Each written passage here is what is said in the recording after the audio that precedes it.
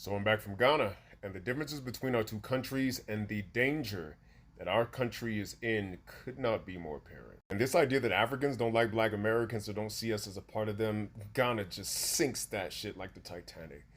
They're so open to us. They call us brother.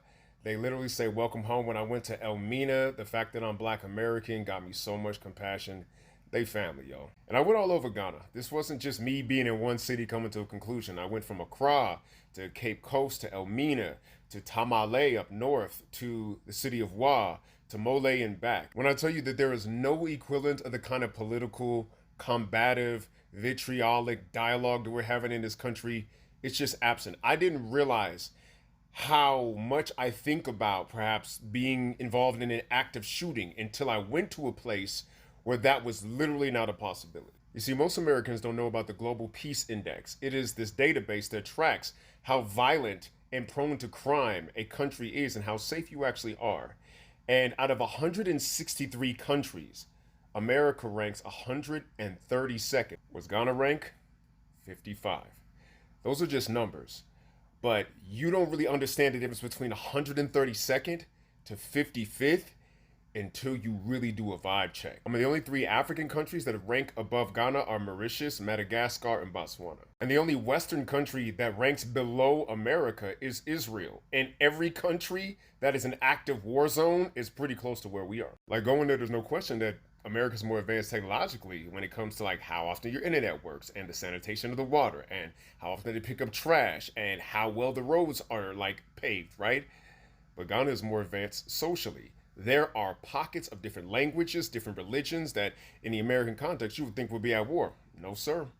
People are getting along, there is harmony, and because of that harmony, there is safety. The social cohesion in Ghana compared to America is off the charts. The value-added interactions, the positivity, like you can smile at anybody, they'll smile back. Like you can ask anybody for help, they'll try to give it if they speak the language. Just the way in which you could feel the friendly vibe, the way in which people are like holding hands, even men, heterosexual, sexuality is not in question. It's literally about the bonds between folks. They're killing this part of the exam. We are failing so miserably. And don't make any mistakes. There are parts of Africa that are experiencing poverty to a level that would shock your Western sensibilities. So then the next question is, so how are they surviving? Nobody's starving, ain't no ribs showing. The land of Africa itself provides.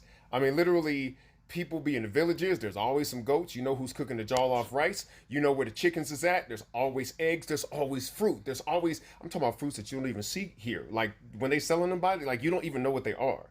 When you go down to the south in Cape Coast, the ocean provides. They're selling things that you would never think to eat, and they're selling things that you would love to eat. There's always something to sustain yourself on in land that just sprouts this rich food like the land of Africa. I'm gonna say this again.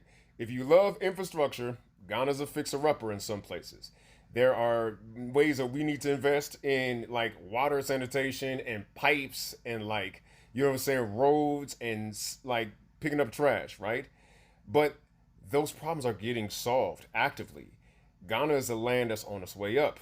America, it's yeah. But you gotta adjust your lens of how you look at Africa, because what you're looking at is a place that survived an apocalypse. The slave trade was an apocalypse.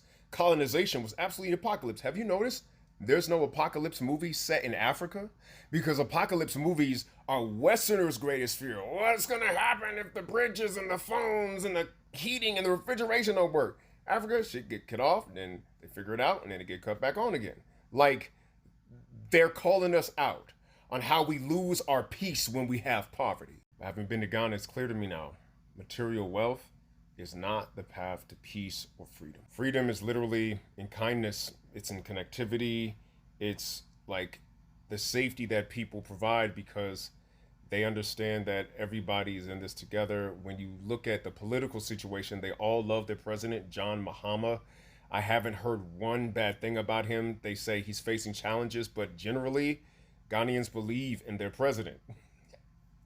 Things are different here. But if you think that freedom is brandishing a gun and arming yourself against your neighbors and living like a billionaire and having all your money going right, it shows that we are so gravely on the wrong path. Ghana makes you want to get to know your neighbor, makes you want to smile at people, makes you want to figure out how to like be food secure without the government. You know, it makes you want to return to the kindergarten values of decency because in aggregate, they're so much freer than we are.